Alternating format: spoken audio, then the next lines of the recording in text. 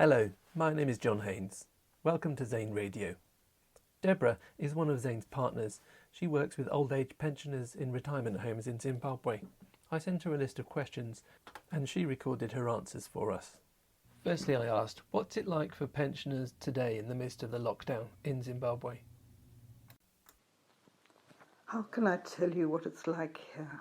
How can I possibly convey to you the level of desperation and fear that's palpable in our towns? A couple of months ago, a group of ophthalmologists held an eye camp for cataracts. On the day of surgery, each patient was given lunch by a church group. The following day, the patients returned to have their blessings removed. "This is going to be the best day of your life because you'll be able to see again," an old man was told. "No," he said, "yesterday was the best day when I was given food." Affordable food is scarce now, and there are often near riots over it. Many pensioners get a national pension. It is now worth £3. It used to be worth £180. And some may have worked for 40 years, becoming managers in commerce and industry. Every week we have more people coming to us for help. We assess them, check that with their families, and realize they have nowhere to turn. Yet we have to tell them they are on a waiting list. It's very hard. Please, give an example of someone that Zane is helping and how. Let me tell you about Rebecca. I'm sure you all had teachers, either yours or your children's, whom you still remember for the impact they had on lives because of their dedication, skill, and faith in their pupils. Rebecca is one of those teachers. She never married, but put her life into her pupils for over 40 years. She saved $5,000, had a pension, and the school paid for her medical insurance. But in 2016, the Zimbabwe government introduced a local currency, which they guaranteed to be the same value as the US dollar. The inevitable happened, and now her savings would be worth 1/5 of their original value. When I first visited Rebecca, her pants were pinned at the back, taking in more than a hand's width of waistline. She had been a confident woman, but had now faded to a shadow. She's developed Parkinson's disease and falls from time to time. Once she lay on the floor all night because she couldn't get up. This is the type of woman you're helping. Now we make sure her levy is paid and she is getting lunch daily from the retirement complex kitchen. I wish I could tell you that she is back to being her old self, but she's taken too many knocks for that.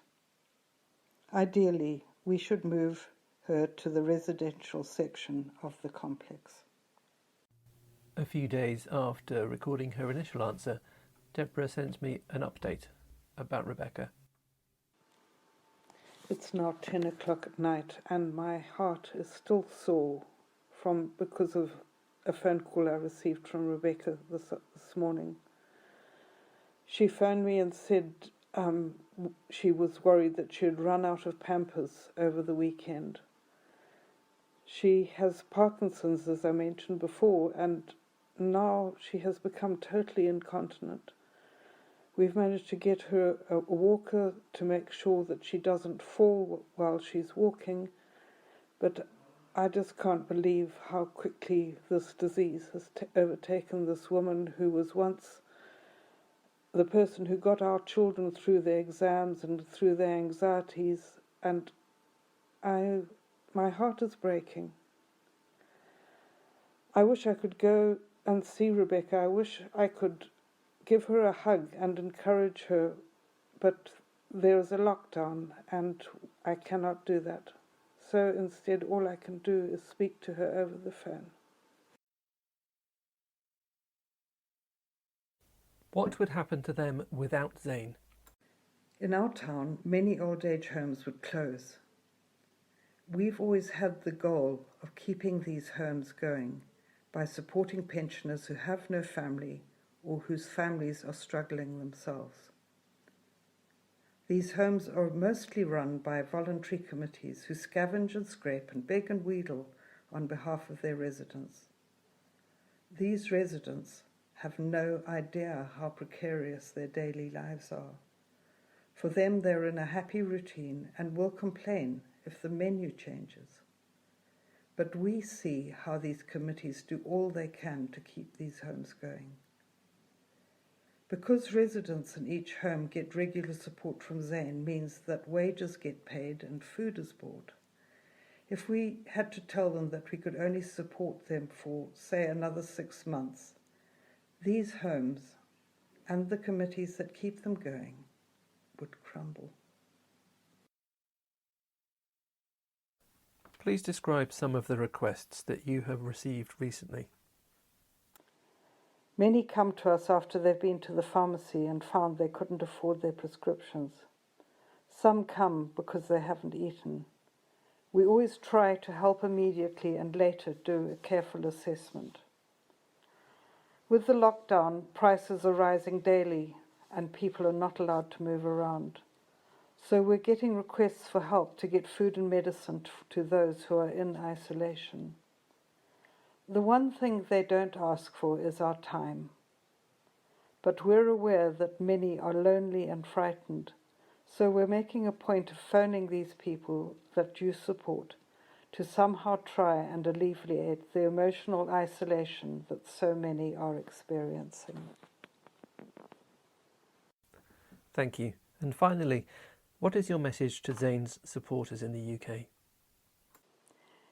You will have to imagine the tears of relief we see when we arrive with help for someone who has 2 slices of bread and a tomato left in the house. When an ambulance arrives to ferry an old lady who's been discovered fallen on the floor. When there's money to pay for water and electricity. Many of the old age homes administrators tell us that without Zane, these institutions would have closed. You are doing the job of the Ministry of Social Services. To put it bluntly, many of those you support would have died as a result of the effects of poverty if it were not for you. Thank you so very, very much.